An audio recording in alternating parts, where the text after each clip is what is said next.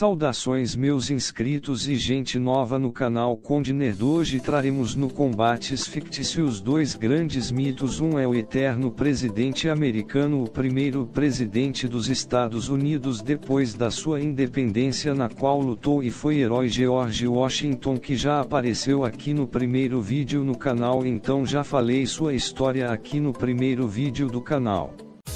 Então bora falar seu coração valente, o herói da Escócia, o mártir da independência da Escócia, William Wallace.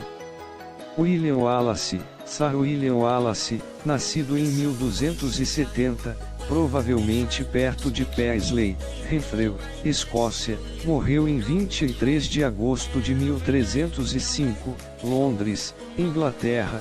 Um dos maiores heróis nacionais da Escócia, líder das forças de resistência escocesas durante os primeiros anos da longa e finalmente bem-sucedida luta para libertar a Escócia do domínio inglês. Seu pai, Sir Malcolm Wallace, era um pequeno proprietário de terras em Renfrew. Em 1296, rei Eduardo I da Inglaterra depois e aprisionou o rei escocês John de Balliol e se declarou governante da Escócia. A resistência esporádica já havia ocorrido quando, em maio de 1297, Wallace e um bando de cerca de 30 homens queimaram Lanark e mataram seu xerife inglês. Wallace então organizou um exército de plebeus e pequenos proprietários de terras e atacou as guarnições inglesas entre os rios Forth e Tay. Em 11 de setembro de 1297, um exército inglês de John de Varenne, conde de Surrey, o confrontou no Forth, próximo Stirling. As forças de Wallace estavam em menor número, mas Surrey teve que atravessar uma ponte estreita sobre o Forth antes que ele pudesse alcançar as posições escocesas. Ao abater os ingleses enquanto atravessavam o rio, Wallace obteve uma vitória esmagadora.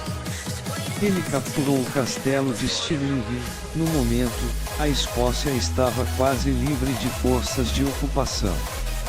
Em outubro, ele invadiu o norte da Inglaterra e devastou os condados de Northumberland e Cumberland. Ao retornar à Escócia, no início de dezembro de 1297, Wallace foi cavaleiro e proclamado guardião do reino, governando em nome de Balliol. No entanto, muitos nobres lhe emprestavam apenas apoio relutante, e ele ainda tinha que enfrentar Edward I, que estava em campanha na França. Edward voltou para a Inglaterra em março de 1298 e, em 3 de julho, invadiu a Escócia. Em 22 de julho, os lanceiros de Wallace foram derrotados pelos arqueiros e cavalaria de Edward na Batalha de Falkirk, Stirling. Embora Edward não tenha pacificado a Escócia antes de retornar à Inglaterra, a reputação militar de Wallace foi arruinada. Ele renunciou à sua tutela em dezembro e foi sucedido por Robert de Bruce, mais tarde rei Robert I, e Sir John Cominho Vermelho.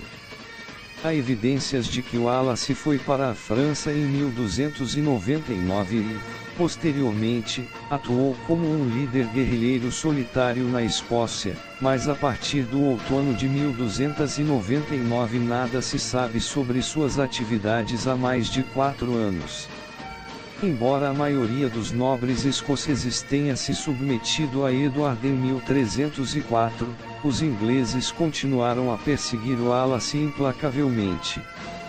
Em 5 de agosto de 1305, ele foi preso perto de Glasgow. Levado para Londres, ele foi condenado como traidor do rei, embora, como sustentava, nunca tivesse jurado lealdade a Edward. Ele foi enforcado, estripado, decapitado e esquartejado, veja desenho e esquartejamento. Em 1306, Bruce levantou a rebelião que acabou conquistando a independência da Escócia. Muitas das histórias que cercam Wallace foram atribuídas a um romance do final do século XV atribuído a Harry, o Menestrel, ou Harry Cego. Os contos mais populares não são apoiados por evidências documentais, mas mostram a firmeza de Wallace na imaginação de seu povo. Um enorme monumento, 1861 a 1869, a Wallace fica no topo da rocha da Abadia Craig perto de Stirling. Ele foi o tema do filme Coração Valente, 1995, dirigido e estrelado pelo ator Mel Gibson. Agora vamos para o combate. George Washington e seu exército vão em auxílio às tropas inglesas contra as tropas de William Wallace em Falkirk. Então George Washington e William Wallace se confrontam igualmente. Seus exércitos. George Washington ajuda os ingleses em estratégia e combate a derrotar e capturar William Wallace. Washington diz que há uma diferença entre ele e seu oponente. Wallace responde: lutarei até ficar livre, Willie. Seu grito de guerra Willie, forma abreviada de William, é usada como um trocadilho com referência a Free Willy, a história da jornada de um orca do cativeiro para a liberdade na natureza. Wallace então é derrotado, traído e esquartejado. Como sentença por seus crimes, Wallace foi enforcado publicamente, sufocando até quase a morte, depois eviscerado, emasculado e estripado antes de ser cortado em 4 pedaços, ou esquartejado. A sentença de Wallace foi uma das primeiras vítimas às ações, é chamado de enforcado, puxado e esquartejado. Washington faz o contraste entre seu legado encontrado nos bolsos dos americanos nas moedas e notas e o destino horrível e desrespeitoso de Wallace antes de ser executado. O rei Eduardo I da Inglaterra, inimigo de Wallace, o torturou brutalmente, e Washington o chama de fraco por isso.